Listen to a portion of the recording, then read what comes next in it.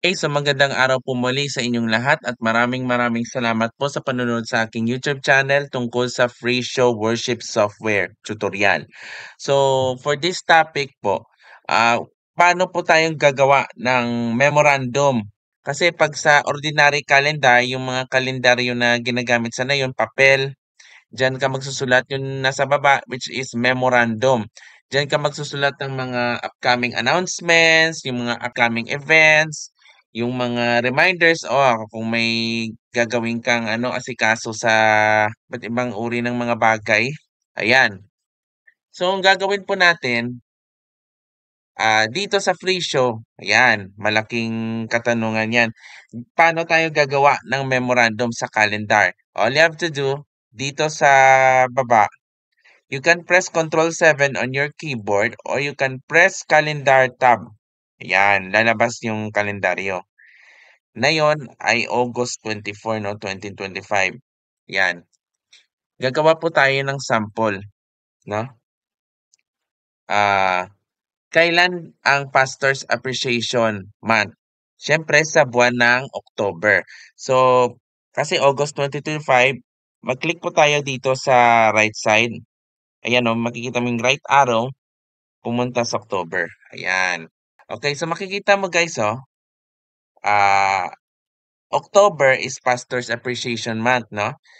And yung Pastor's Appreciation Day ay pumapatak sa second Sunday. Ano na yung second Sunday ng October 2025? Which means dito sa October 12. Ayan. Ang gagawin po natin, gagawa po tayo ng memorandum. Okay? So click this date. Yan. Ayan, lumabas na yung date 'no, 'di ba? Yan.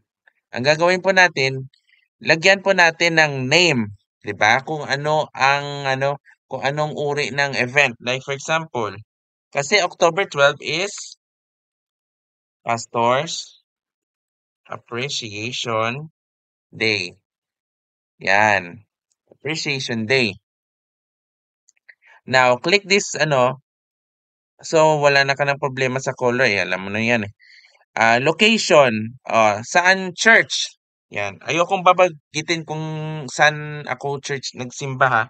So for example, ah, ito CBF Church, ayan. Itong notes, ang notes diyan ka magsusulat ng ng kung anong purpose ng Pastor's Appreciation Day, alright? So notes is okay. So kapag tapos na, ah, 'wag na lang itong kailaman itong oras 'no, 'di ba? Kasi 11 AM na lang. Adjust na lang natin 11 AM. Ayan, see? Ayan na 11 AM na. And click save. Ayan, click save. Ayan. Nasaan yung yung memorandum? Ayan na nasa baba, oh. Ayan. Once mag-open ka ng free show, kung i-close ko ito, mase-save siya, 'di ba? Ayan. So, open natin ulit yung free show. Yung ginagamit ko is 1.4.7. Click calendar. Yan. Saan? Ito yung memorandum. Click and then click this. Ayan. Ito yung tinatawag na memorandum. Ayan. I hope you enjoy on this tutorial video. Maraming salamat po sa panonood sa aking YouTube channel tungkol sa free show worship software. And we encourage everyone to please subscribe on my YouTube channel. And see you again for the next video. Goodbye everyone and God bless you all. Shoutout po kay Pastor Christian Paul Campos ng Jesus Blessed Full Gospel Binmalay, Pangasinan. Shoutout po at maraming salamat po sa inyong panonood. Goodbye everyone and God bless you all.